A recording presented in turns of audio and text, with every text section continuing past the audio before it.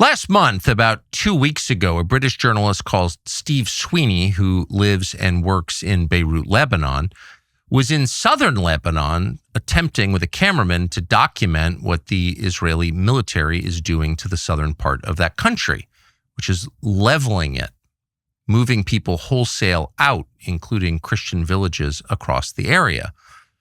And as he was preparing his report, he was targeted by an Israeli-owned, American-made aircraft that fired a missile at him in an attempted assassination.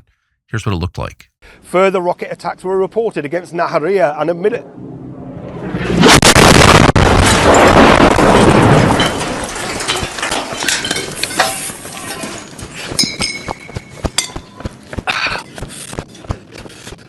Fucking hell.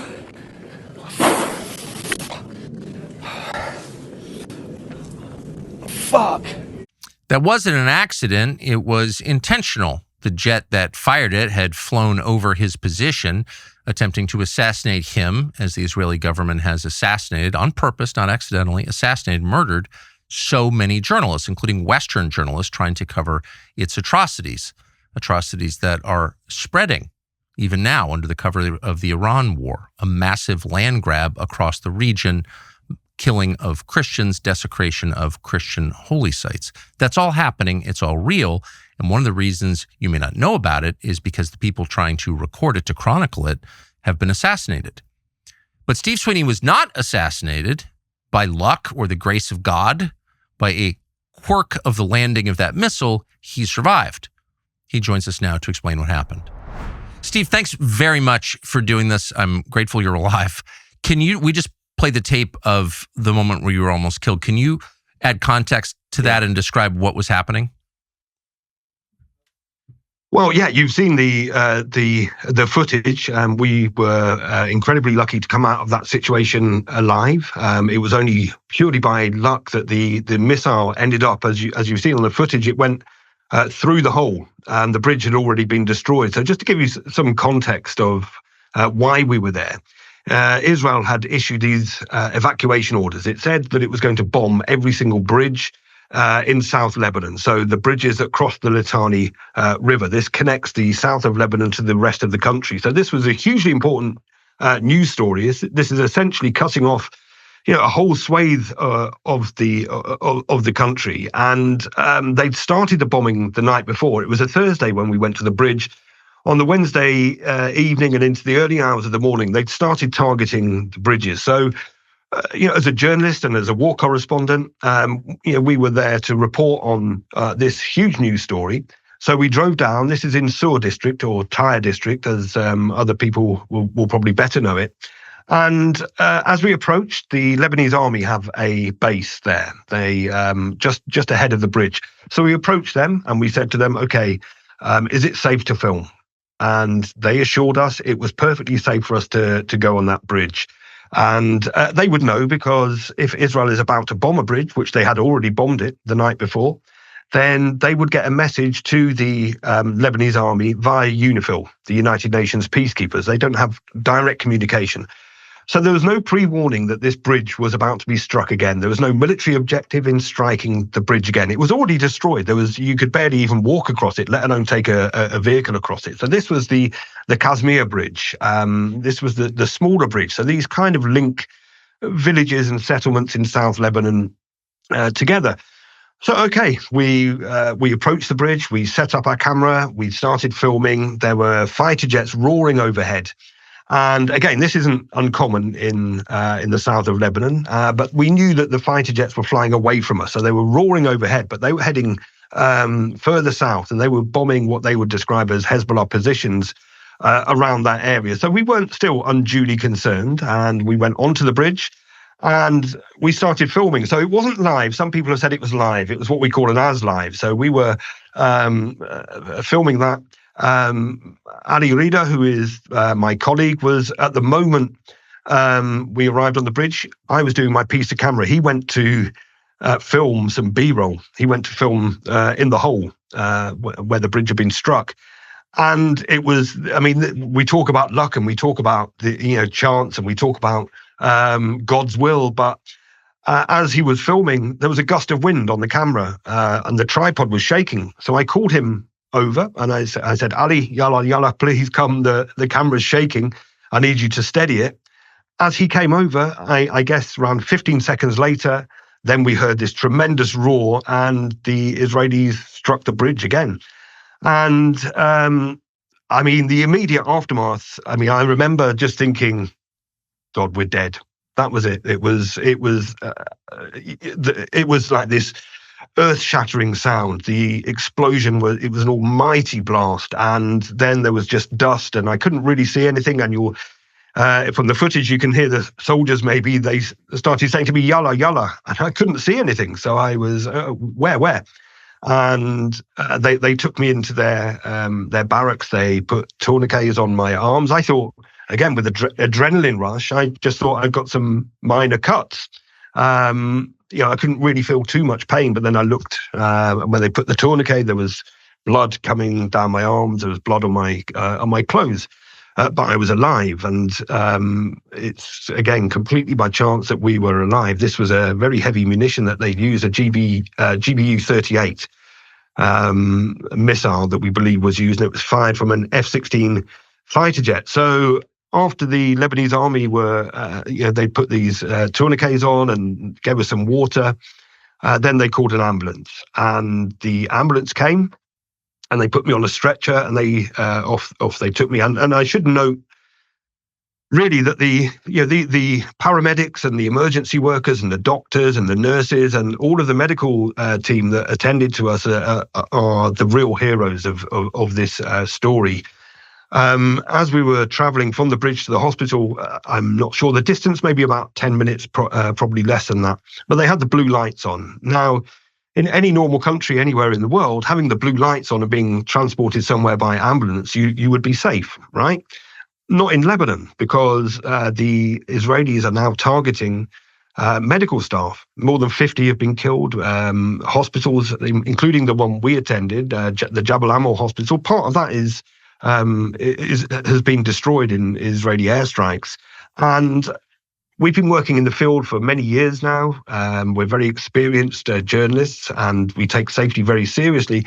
We've spoken to a lot of medical workers, and they told us that the logo on the top of the ambulances, which is supposed to give them protection under international law, under the Geneva Conventions and this kind of thing, instead of giving them protection, it now places them at risk. So many of them have removed those logos from their emergency vehicles. Now, barely a day goes by now that when we don't hear of a medical worker being struck. The IDF, the Israeli Defense Force, soon after they carried out a massacre of 12 emergency workers in the south, targeting their station, they put out a statement saying that that Hezbollah is using medical facilities and ambulances for military purposes. Now, of course, they didn't back that with any kind of evidence. This is a statement that they've reissued again quite recently. But yeah, we've been on the ground. We've been in the back of the ambulances. We've been in the hospitals. We've met the civil defense workers. We've met the paramedics, and we've been to these stations.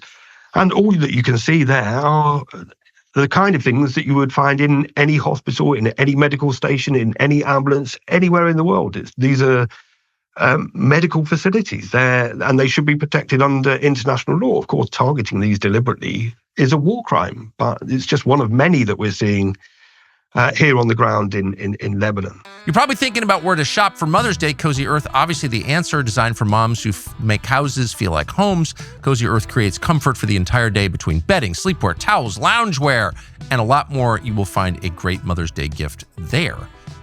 You could wear the Cozy Earth bamboo pajama set, which is hilarious, but also great. It's literally made out of bamboo, and it's a huge upgrade over what you're probably wearing. It's light, soft, doesn't overheat. Right now, Cozy Earth is doing something they never do, a buy one, get one deal. These pajamas are so good that they sold out during Christmas. They are back now. This deal goes from April 6th to the 12th of April. Visit CozyEarth.com today. Use the code TuckerBOGO. It's Tucker, B-O-G-O, to get these pajamas for you and a loved one. Plus, there's a 100-night sleep trial and a 10-year warranty, so there's zero risk. By the way, if you get a survey after, feel free to mention you heard about Cozy Earth here. So you're a Westerner. It's by your accent, you sound Irish. You live and work in Lebanon. How long have you been there? I came to Lebanon in October 2024. So this was during the period we call the 66-day war. So it was a week or so after the assassination of Said Hassan Nasrallah, the former Secretary General of Hezbollah. So I came then. We quite often joke and say that if Steve Sweeney arrives in your country, then it's not good news. But I came during that period. Now, Lebanon, as you'll know, and I think I've heard you say, Tucker, if I'm correct, it's a beautiful country. Oh, the most. A wonderful place. Yes. You look at the rich culture, tradition, and history of this country. Even in the south now, which is the area coming under heavy bombardment, this is the area of Jesus. It's Cana is where Jesus performed what I believe was his first miracle, turning water into wine. There's the tomb of Shimon al-Safa. This is Peter Simon, St. Peter, who, I think for many Catholics, they believe that he was the first pope. Now that's where some Christians believe that that's his burial site. Of course, this has been destroyed by Israel. They bombed it. This is an important site, actually, Shimon al-Safa, for both Muslims and Christians. So that's been bombed. So I was. Wait, may I ask you to stop for a second? I'm ashamed by my ignorance, as usual. The Israeli military bombed St. Peter's burial site? Yes. When? Yes, they did. Yeah. This was back in 2024. They went to. This wasn't an accidental bombing. The Shimon al-Safa. I think it's protected under World Heritage law as well. And it's a very important site. It's of course, the burial place of St. Peter. It's also a holy site for Muslims.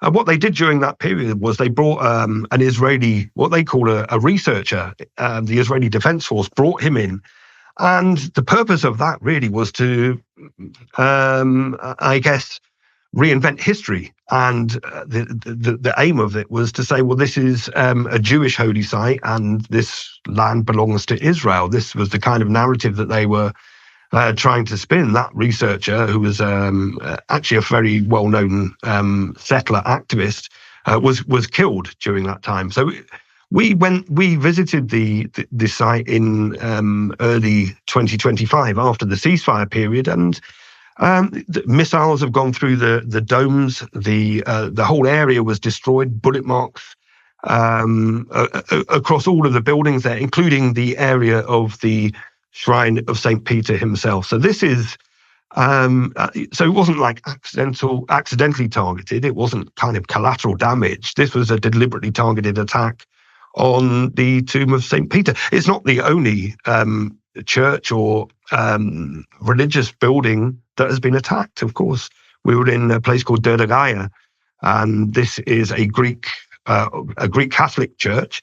And again, that was destroyed during the 66-day war. They killed 8 people that had taken shelter inside there. A lot of those were emergency workers, the civil defense team, and they'd taken shelter in there, and they bombed it to oblivion. It was completely destroyed. And again, in Yarun, this is another border town, and there are 2 buildings there. There's the Imam Ali Mosque, which is a very well-known mosque in the south of Lebanon, but there was also the Church of St. George. And St. George, of course, the patron saint of England, and this was a Catholic church, and they're very close by each other.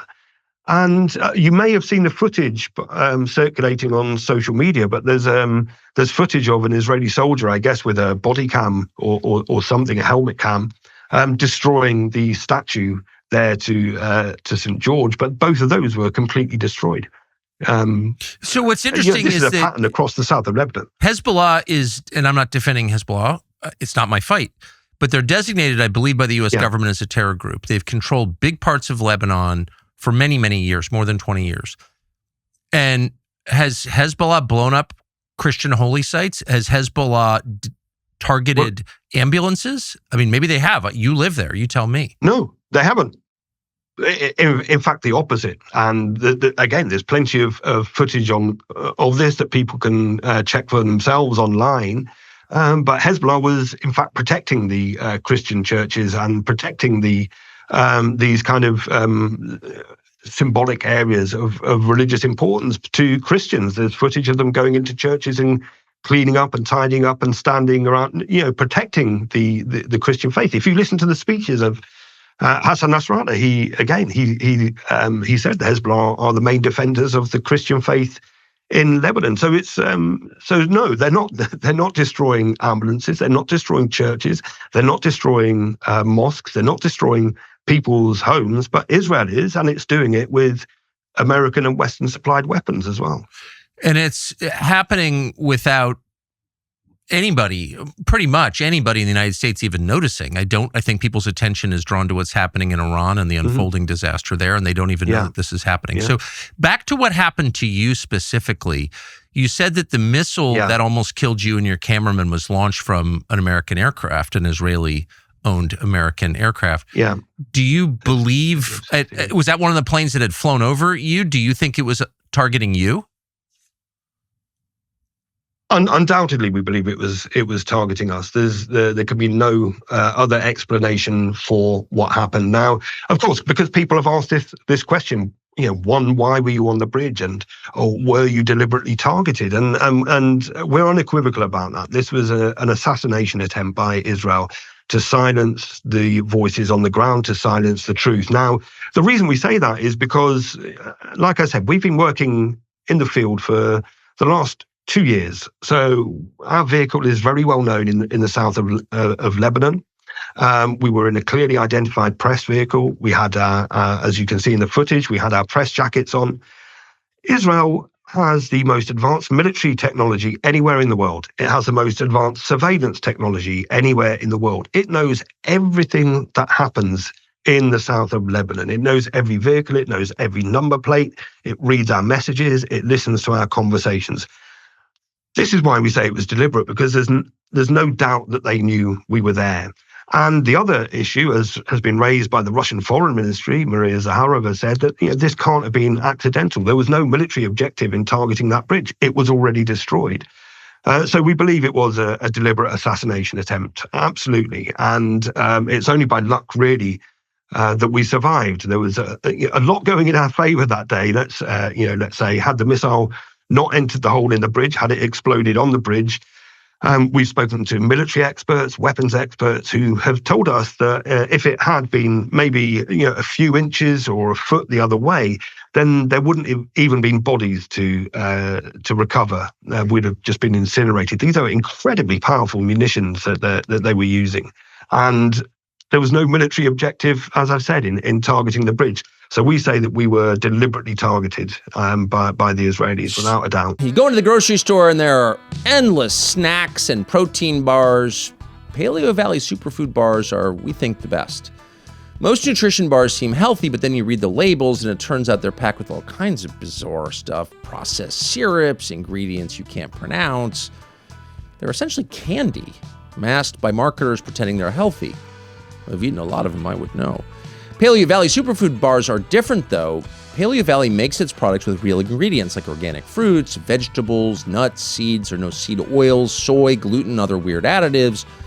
And you know when you finish eating one because you're not bloated and you feel good. And that is the measure. These bars are sweet, filling, genuinely good tasting. Flavors include red velvet, apple cinnamon, chocolate chip, plenty more. They're all great.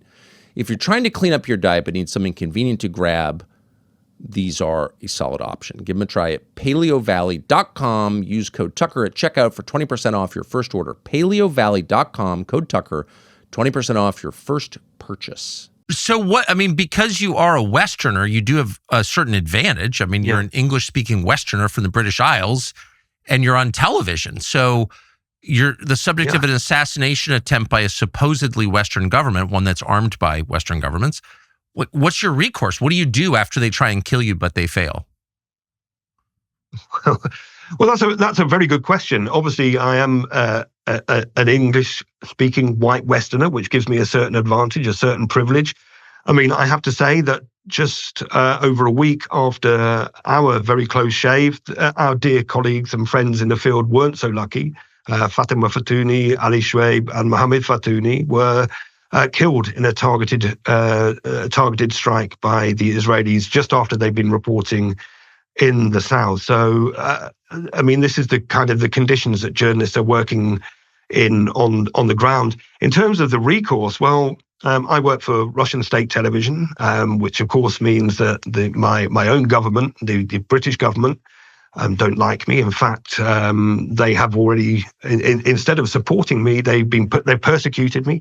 I was detained on a family visit last July at Heathrow Airport.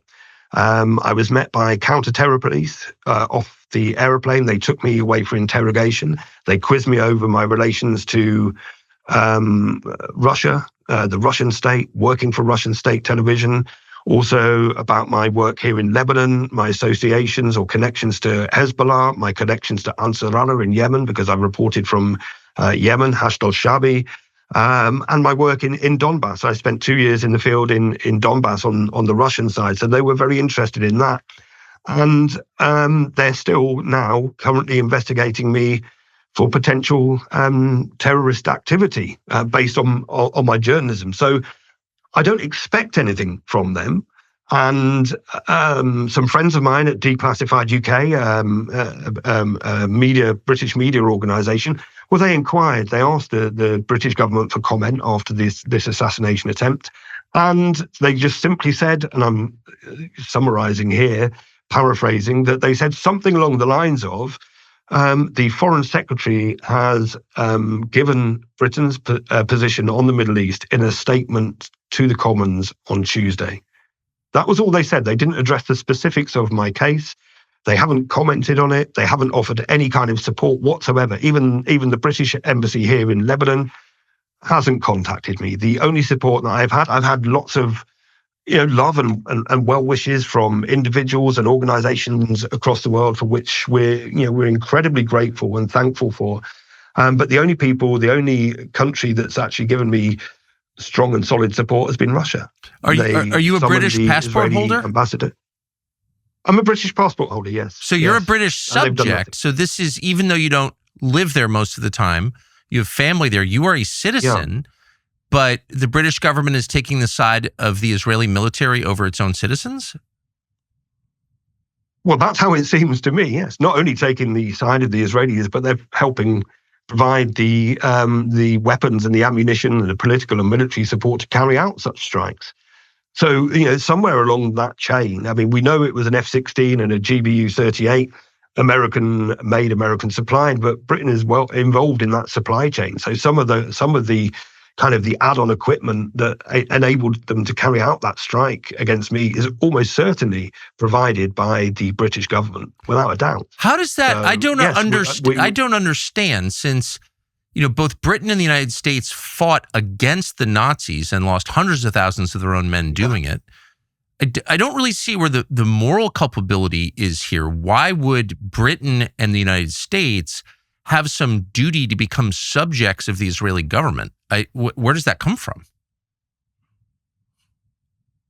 Well, I mean, there's a long history of, the two biggest supporters of Israel have traditionally been the United States and Britain. And, you can trace this back to the formation of the State of Israel. Now, of course, they have their own interests in the region. They use Israel as a proxy force for its colonialist, imperialist expansion for plans for the region. If you look at what's happening on the ground now, the reason that we reported on the bridges is that what you're seeing now is the forced expulsion of 1.2 million Lebanese people that have been forced from their land, forced from their homes, and they're now forcibly displaced. We describe this in Lebanon. We talk about it as an ethnic cleansing operation on a scale far larger than the Nakba. That's of course, the hundreds of thousands of Palestinians that were forced from their homes on the creation of the State of Israel. So the situation here is it's simply astonishing. And the 370,000 of those forcibly displaced are children. So, but behind that is this attempt by Israel to grab that land. Now, not only are they forcing people out of that area south of the Litani River, They've extended that now to south of the Zerani River. So we're talking some 40 kilometers from the Israeli border that they've pushed people out of that area. Now, the Israelis have been very open. Israel Katz, the defense secretary, has said that we want the land. We're going to, they've said that they want to create a security buffer zone or whatever terminology they use to describe it. But these plans have been long in the making. You go back in history, and Israel has invaded and tried to take that area. They think it's their biblical right. We're talking about the Greater Israel Project, which I know you know full well about after your conversation with Ambassador Huckabee. And it kind of reappears in different guises over the years. The most latest was the Trump Economic Zone. This was announced back in, I think, August last year. Around that time, Tom Barak, the U.S. envoy, arrived here in Lebanon. And you might remember this soundbite from him, because he spoke at the presidential palace to a group of journalists, and there was a bit of a melee, and he described them as animalistic. And he was condemned for this. This was seen as an incredibly racist comment to make towards Lebanese journalists who were doing their job in the field, holding people to account, questioning him. But behind that, he laid out this plan for a Trump economic zone, which meant that hundreds of thousands of people would be forced from their homes permanently. Now, it was dressed up. This is going to be a regeneration project. We're going to create new homes. We're going to create jobs. We're going to create roads. We're going to create infrastructure. We're going to make the area safe.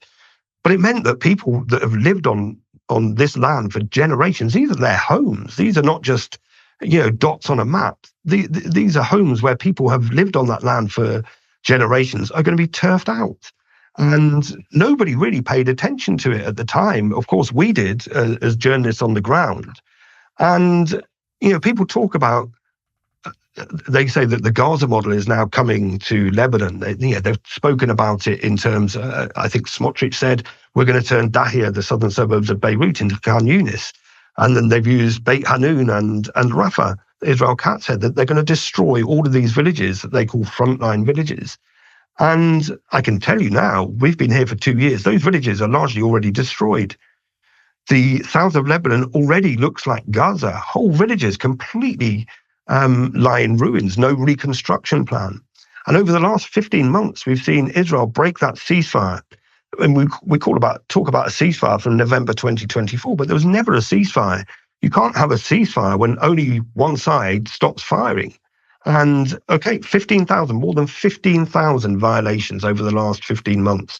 And this has included the rigging and destroying of homes, the drone strikes, targeted assassinations, the use of chemical spray to destroy crops. And we've witnessed and filmed all this, the use of white phosphorus.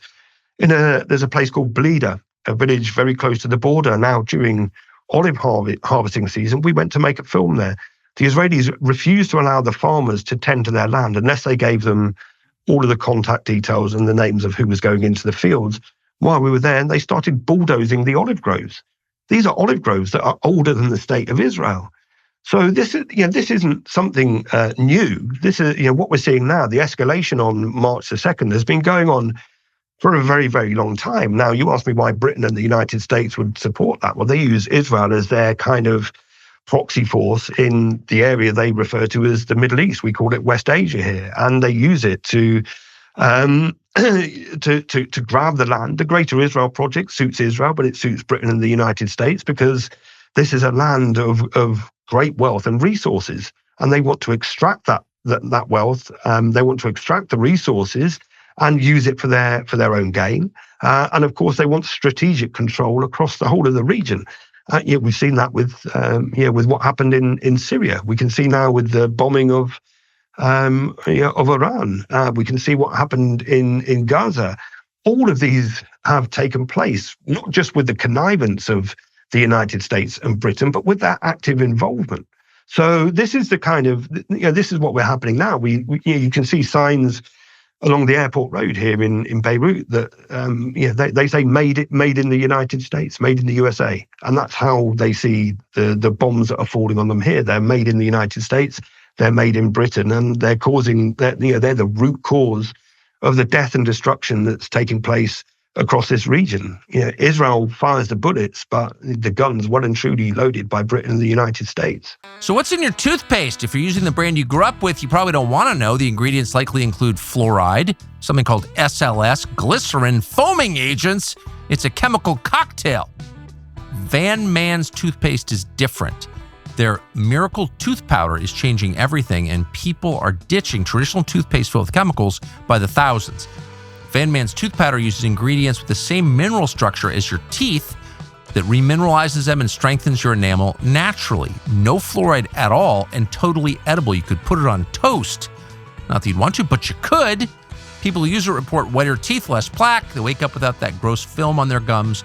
And here's the amazing part. Vivid dreams are back. You dream clearly when you stop coating your mouth in fluoride every night. Did you know that? Pretty amazing. Tells you a lot. So make the switch. Visit vanman.shop/Tucker. Use the code Tucker for 15% off your first order. vanman.shop/Tucker. Use the code Tucker, 15% off. Van Man, real ingredients, zero exceptions.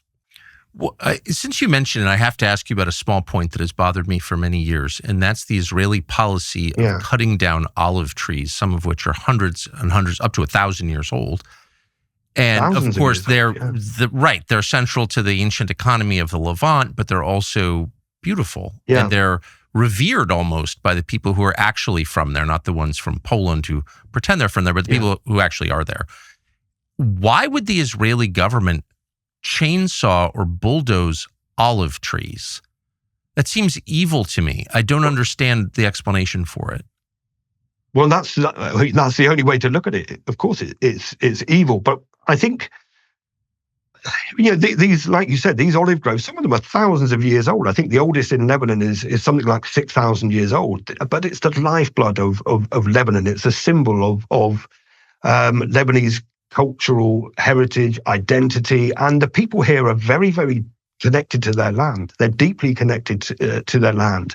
And, this is the lifeblood, not just for the south of Lebanon, where, the farmers will harvest their olive groves. Tobacco is a big, a huge crop here, but this is the lifeblood for all of Lebanon. Now, if you can disconnect people from their land and their culture, then of course you can take it over. And that's what they've been doing, not just by bulldozing it, bombing it, but by spraying these chemicals that will make sure that these crops will never be able to grow on the land again, and they can just brush them aside.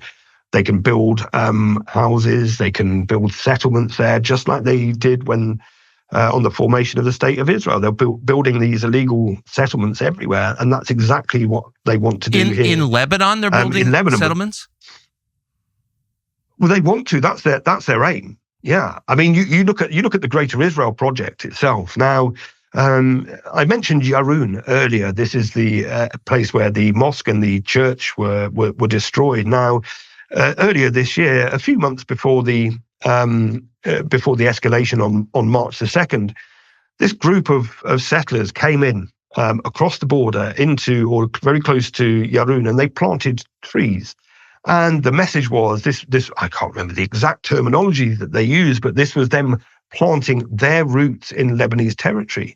And they believe that Lebanese territory biblically belongs to them. Now, you look back a few years ago, and this could have been seen as a conspiracy theory or a fringe kind of movement. But this is now right at the heart of the Israeli government. Smotrich and Ben-Gvir are advocates of the Greater Israel Project.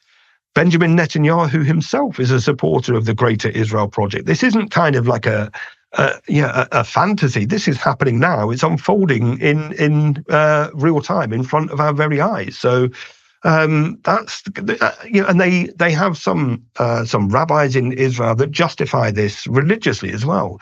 They will say that this is the land that belongs to them according to Holy Scripture, and this is why we're seeing this whole-scale destruction. That's what it was around over the last 15 months. They say it was about destroying Hezbollah, but it's not. It's not.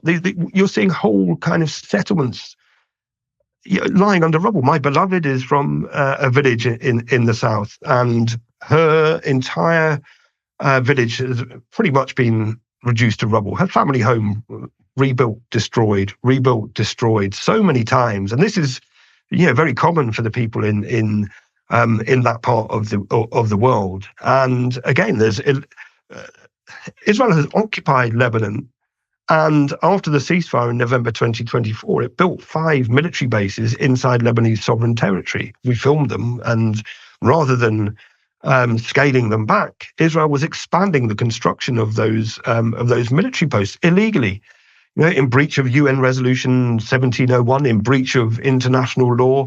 The Lebanese government asked them to leave Lebanese sovereign territory, and of course they just simply refused, and they pushed further and further into Lebanese sovereign territory.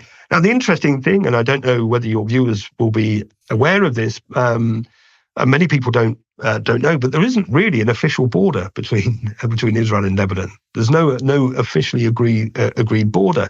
We have the Blue Line, which was established by the United Nations. This was after Israel was forced out in 2000.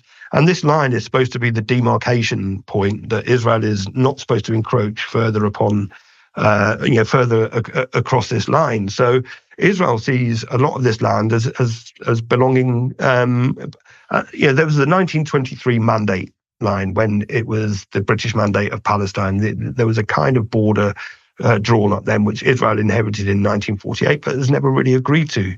The armistice in 1949 didn't again agree those borders. So Israel sees fit to push forward at will, and it's done so with total impunity, of course.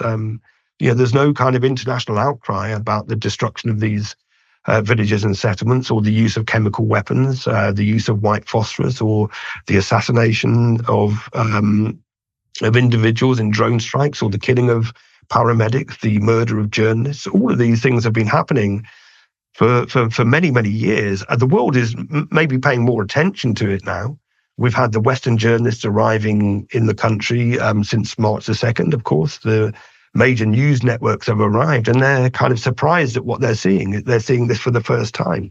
But this has been going on for a very, very long time. And I say this is a bit of a failing, I would say, of the major media organizations, because had they been on the ground in Lebanon for the past 15 months, they would have seen this unfolding. And, maybe the situation would be very different from what it is now. As it is, they weren't there. And the Lebanese journalists were reporting. The people that live on that land were crying for help, and nobody was listening. I have to ask, so you are covering this on the ground in Lebanon, living and working at the center of all this, and as noted, almost got killed for it. But you're working for a Russian news agency. You've clearly been a journalist a long time. You look over 40, so probably a long time. How did you wind up working for a Russian news agency? Like, why aren't you a BBC reporter? What was your path?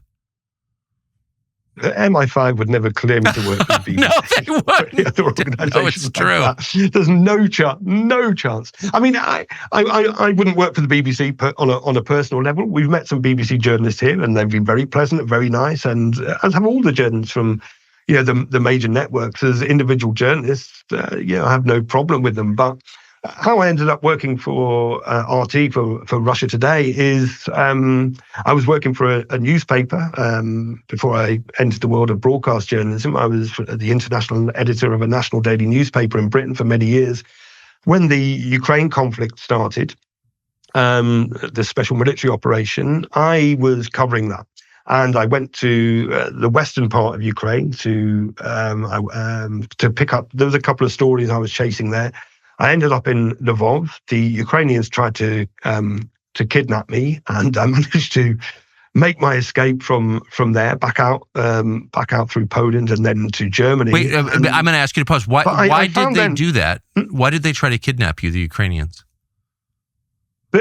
Simply because I was a journalist that wasn't towing their narrative. Yes. And the Ukraine conflict is the most propagandized war in history, in my view. I mean, you look at what happened even the Iraq War. There was kind of that space within the media field to criticize your government's policy. When it came to Ukraine, that window or that gap narrowed to the point where it was impossible because there was no space to offer anything that was different from the narrative of the Western governments, the British government, the Ukrainian government. So if you were going there to actually do some proper journalism, and I say that because, with all due respect to those organizations, the BBC, CNN, Sky News, the Times, the Telegraph, Channel 4, they were doing these kind of... It was, they were all saying the exact same thing. They were taking it in turns to stand on the top of the same hotel roof in Kiev or Lvov and repeat the line. But they weren't actually seeing what was the reality on the ground. They were just stenographers, essentially, these kind of copy and paste reports. And it reached kind of insane levels in Britain. I'm sure it was the same in the United States, but Britain was, they started demonizing Vladimir Putin. One of the craziest reports I saw was that Vladimir Putin has an assistant that follows him around with a briefcase, and every time he goes to the toilet, they collect his feces and urine, so his opponents can't run any kind of tests on them. I mean, it got to completely insane levels. And anytime you were reporting, so I ended up at Russia Today after that because I saw that my independence as a journalist and my ability to report on the truth had completely disappeared. It was impossible. The only way to do that was to go to Russia and work for RT. Now we have our one of our logos, question more, and that's what we do. And I always say, question more, question us. That's the role of a journalist. So I ended up working for RT. I ended up working for 2 years in Donbass on the Russian side, and I was seeing something completely different from the narrative that was being played out in the West. I was seeing war crimes committed daily by the Ukrainians against a civilian population. When I was there, they called it Donetsk roulette. You never know when a missile might strike you. And I was seeing attacks on marketplaces, for example, 27 people killed, body parts everywhere. These were like babushkas, dadushkas, old men, old women, the poorest people in that part of the city, selling homemade fruit and vegetables from their home, just obliterated, arms and legs everywhere. I was seeing hospitals that were struck, bus stops that were being attacked. So I mean, I could talk about that for a long time. I spoke about it at the United Nations Security Council. I gave testimony of what I'd seen and the failures of Minsk I and Minsk II, and the path to peace. So what we're seeing, what I always say is what we were seeing in that part in Donbass is the same playbook that we're seeing in Gaza, the same playbook that we're seeing here in Lebanon. These are the most powerful countries in the world waging war using the most sophisticated technology, the most powerful weapons against some of the poorest, most vulnerable people in the world. They can't fight back. That's, they don't have the arms, they don't have the weapons. The people of Gaza, the people of Lebanon, they weren't sent HIMARS or Storm Shadows or these advanced weapons. These were sent to their oppressors to massacre them. This is what's happening, and it's the very same forces in Donbass. It was very simple for me as a journalist. It was a people that wanted peace, a people that wanted to be able to speak their own language, Russian, people that wanted to be able to practice their own culture and traditions if they identified as Russian, and pretty much that was it.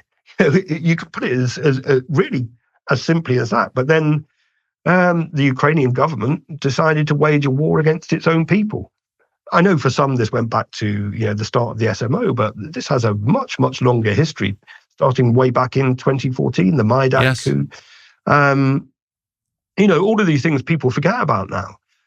Conveniently, including the media. The media's actually made them forget about it because, one day there was a neo-Nazi problem in Ukraine. The Azov and the right sector were carrying out these horrific actions, these horrific killings. They were terrorizing the people. And the next day, all of a sudden, Ukraine is a paragon of liberal democracy. It's incredible. But people aren't getting the truth. So this is why I ended up at at RT because the space to do proper journalism just wasn't afforded to me anywhere else. None of the British press. Like I said, I kind of semi-joked, but MI5 would never allow me to work for the BBC or for any of the other major news organizations. And, I have to say with Russia Today, with RT, I have complete freedom to report exactly what I want, and nobody tells me what to say. Nobody tells me where I can film. Nobody tells me who I can speak to, who I should speak to. I have total journalistic freedom. So, and I'm very happy working for RT. I'm very proud to work for RT. And we always say that here on the ground, because, obviously I came kind of sprung into the limelight after what happened to me. And but it's not about me. Journalists should never become the story. Unwittingly, I did. But we always say that our job is to raise the voices of the people of this land, and we always say that our mic is a tribune for the people, and it will continue to be a tribune for the people as long as we remain in the field. It must be such a strange experience for you, since you've been in the British, sounds like you're in the British media for a long time, conventional media, a newspaper in a country that, reads newspapers famously. All of a sudden to have this perspective where you have more freedom to do journalism, to straightforward journalism at Russia Today than you had at a British newspaper. Yeah. I mean, what is that, as someone who I assume you were raised in the UK, right? Yeah. What is that like? Yeah. It's, well,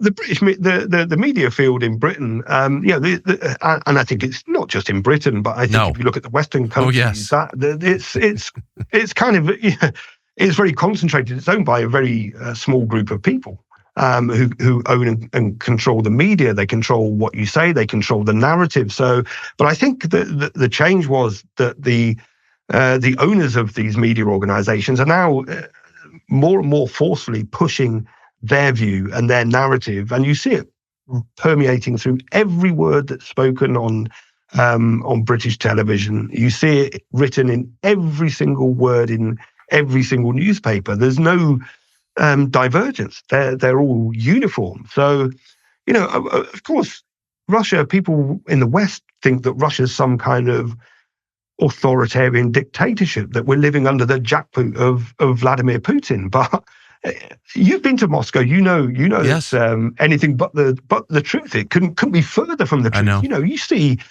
people. I mean, there are very educated people. They have a rich. Again, we was talking about Lebanon earlier, having this rich culture and history. I mean, Russia, come on. I mean, I don't know any other nation on earth that has such a rich culture and history.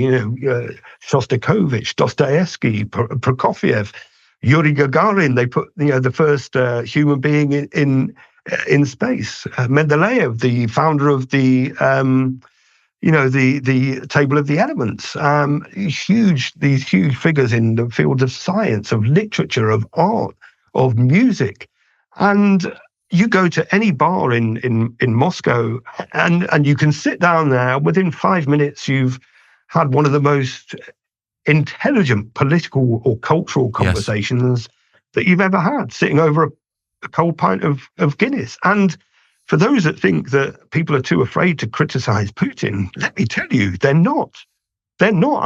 I've heard it myself, and the same kind of criticisms you hear in every country anywhere in the world. They're not afraid to express those views. They don't necessarily hold them. Vladimir Putin is incredibly popular, and he's incredibly popular for a very good reason, is that people remember the days before Putin became the president, and they remember it was a very, very dark time in the country.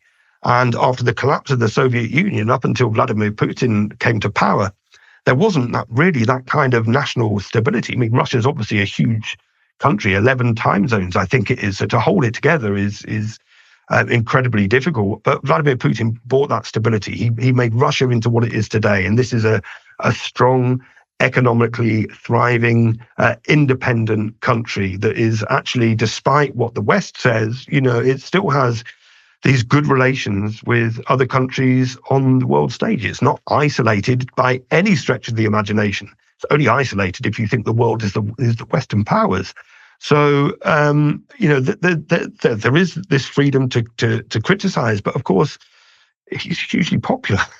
And I think people in the West find that very difficult to Yes. understand that he's just how popular Putin is in Russia. Everything you're saying is true. I've seen it Even multiple times. even for example, RT is banned in the United States. It's banned in Europe. In Russia, you've probably seen, but Vladimir Putin every year he holds a Q&A for journalists, for members of the public. Every year, the BBC is there. Steve Rosenberg asks a question. He tries to get a gotcha every year. He fails every year, but he keeps giving it a go. But the BBC is allowed to operate freely inside Russia. I couldn't do the same in Britain. They'd try and arrest me. They would they would arrest you about freedom of press. If you practiced what you're doing now in your home country. If I took an RT microphone into London and started trying to interview people, or if I stood in front of a camera with an RT microphone and started trying to give a report, I would be arrested. We're banned. We're treated as, I don't know, like foreign agents. So it would be unlawful for us to work there. We could be jailed, sanctioned. A whole host of things could happen. So we don't have that freedom to operate inside Britain. This is something that always amazes me because the Russian state television was banned in Europe and America because we're propagandists or whatever, the Kremlin media machine, or these kind of tired old tropes that we hear, this which is deeply rooted in Russophobia. But what they're really saying is that the people of Europe and Britain and America are stupid, right? People are able to disseminate fact from fiction. They're able to watch a news report and decide whether it's propaganda or whether it's true. They can make that decision themselves, and they should be able to make that decision themselves in a free and democratic country that operates with freedom of speech and freedom of the press. So, it always strikes me as quite bizarre that they keep saying, well, we uphold freedom of the press. Well, in fact, the European Union has sanctioned a journalist, someone I know, Hussein Doru, who is a journalist for Red Media. They sanctioned him because of his work. They said he's close, or I think they accused him of something to do with the Russian state, but it was because of his reporting on Palestine. So there's no way that they uphold freedom of the press. I myself am being investigated for potential terrorist activities based on my journalism, nothing else. That's it for my journalistic reports. So, where's the press freedom? Can I walk into the United States? Can I freely walk around and start interviewing people? Can I interview Donald Trump? Can I sit down and speak to the people on the ground? Of course not. We're banned. It's an absurdity. It is an absurdity. But press freedom is alive and kicking. And it's also a little bit bewildering. It's surprising for me, and it's an ominous sign, I would say, as an American, to see people arrested in Britain for criticizing Israel. Why would it be illegal for a Briton to criticize Israel? What does Israel have to do with the UK? And by the way, it was Israeli terror groups who murdered British citizens, British soldiers, British diplomats. Exactly. The King David Hotel. That's exact, and many others. Yeah, and they murdered a lot of Brits and murdered them with their hands slowly. In some cases, blew them up with bombs, but true terrorist acts. And the guy who did it later became the prime minister, Menachem Begin. So actually, Israel owes a great debt to the UK, which is responsible for its formation in the first place, as you know. So why in the world would British citizens be banned from criticizing Israel? They owe nothing to Israel. What is this? Well, it's a bizarre dystopian situation. You've probably seen, but in Britain, I guess maybe 6 months ago, the government moved to ban a group called Palestine Action, and these were protesters that were throwing paint at aeroplanes or whatever. They were trying to stop a genocide. And Britain prescribed it as a terrorist organization, I think against all the legal advice that they were given. They ignored that and they went ahead. And it became illegal to even support or hold up placards saying, I support Palestine Action. So they were arresting 80, 90-year-old women. They were dragging them away and charging them as terrorists under terrorism offences. So, I mean, Britain has obviously it's invested in Israel, heavily invested in Israel, clearly, because it was Britain really that was behind the formation of the state of Israel in the first place. And you can trace it back to the Balfour Declaration, where they drew a line in the sand and gave a land that didn't belong to them to another people whose land it wasn't. They gave away the land that belonged to the people indigenous to that land. So I think they talk about this historical debt owed to Israel. Now, of course, you can go to Germany and some of the European countries, and of course, they talk about the Holocaust, and they bear a heavy burden and responsibility for that, or they feel that. And again, there's this kind of historical debt that they feel. But in Britain now, it's kind of moved way beyond that. And like you said, they were in the early days in the formation of the State of Israel, they were attacking Brits, killing Brits, blowing up hotels. So this kind of unraveled support where you can't even criticize Israel. You can't. There's no space. Any criticism of Israel is now deemed either anti-Semitic, an act of terror, unlawful, and it means that you're ostracized from society. You're labelled an anti-Semite. You're labelled a racist. And I mean, the Britain's objective is, Israel is an outpost for Anglo-American imperialist. They're what they want to gain out of the region. So it acts as this kind of Anglo-imperialist outpost, and it will back Israel militarily to the hilt. It will back them politically to the hilt. But of course, they're using it to strategically control the entire of the Middle East. I mean, this is their historical myth. I mean, yes, everything that happens in this region is because of the historical mess of the British and the French, back in the time of the Sykes-Picot, carving up of that part of the world, just arbitrarily drawing lines. Okay, you can have this part, you can have this part. And, the legacy of that lives on today, which is, in fact, why, as a British journalist, I say of Irish origin, but, certainly as a Western journalist, I have a historical debt to the people of this land because of what my country has inflicted upon them. And, I see that as part of my duty as a journalist, not to just fall in line behind my own government, not to be a stenographer for power, but to expose to the world what's happening here on the ground in Lebanon and in other countries. And, for every bomb that falls on Lebanon, and there have been many of them, I can tell you, but every bomb that falls on Lebanon is a bomb that is supplied by the United States. Yes. A bomb that is supplied by Britain. Israel just simply fires the bullets that they're supplied, and it's carrying out these actions with the support and complicity of Britain and the United States and other Western countries. Do your former colleagues in the British media feel shame as they continue their stenography and see you speaking freely and risking your life to do it? They should do. Yeah, they should. They should feel a great sense of shame. But now, I don't know whether they do. Like I said, on a personal level, I've met the individual journalists from the major news organizations, and they've been very, very gracious and very pleasant as individuals. But they all fall in line with the same narrative. Even the journalists that are coming here, they'll describe Dahia, which is the southern suburbs of Beirut. That entire area has been evacuated. We're talking an area between 500 and 800,000 people. Right? And that whole area has been evacuated. It's bombed every single day without fail. Fighter jets roaring overhead, drones overhead, civilian buildings being destroyed. Now, for them, this is the southern suburbs of Beirut. They call it a Hezbollah stronghold. Now, okay, that use of language is not an accident. It's deliberate. They call it a Hezbollah stronghold because it justifies the bombing of that area. But this isn't a Hezbollah stronghold. This is where we live.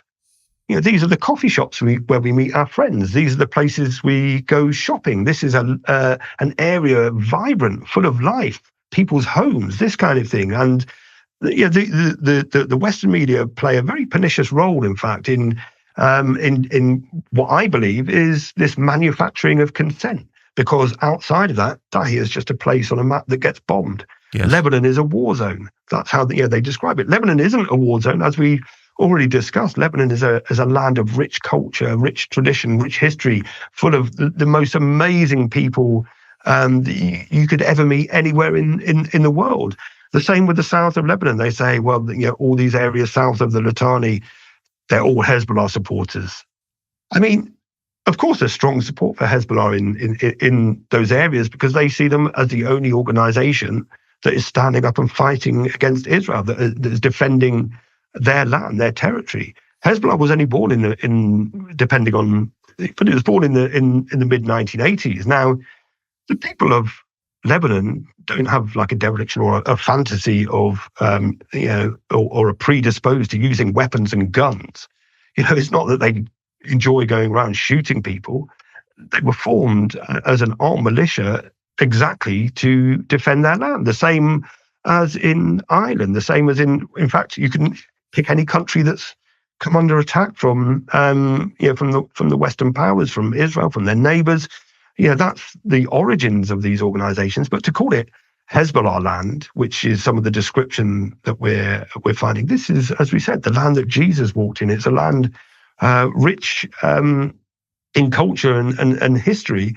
But the Western journalists are kind of seeing it very much, or speaking about it, or writing about it very much in those terms. We hear the same kind of, it's like these dog whistle trigger words, Iran-backed, the Iranian-backed militia, the Hezbollah strongholds, or these kind of things that the terminology that they use, and it's absolutely deliberate to justify Israel bombing those lands. That's that's all it is.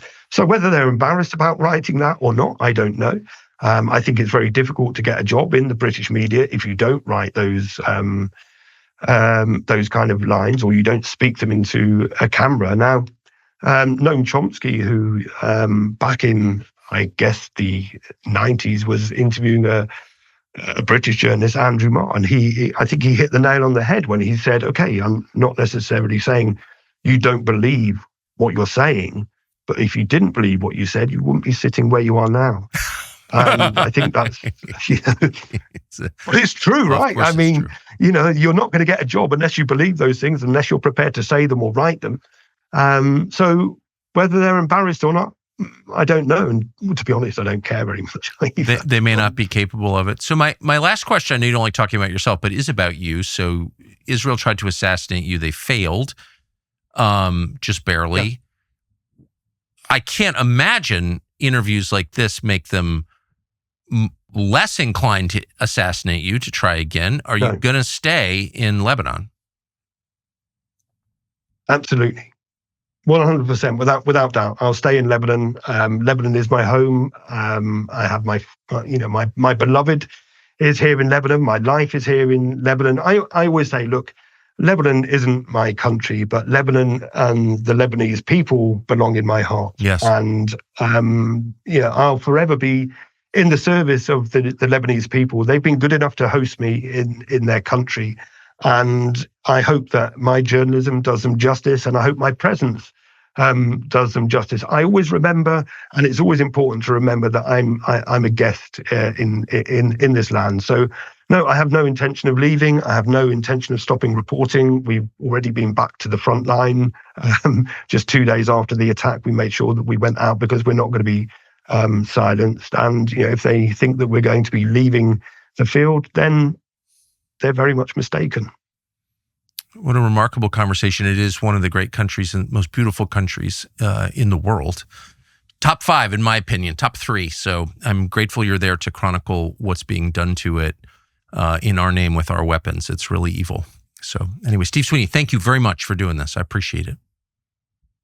A pleasure. Thank you.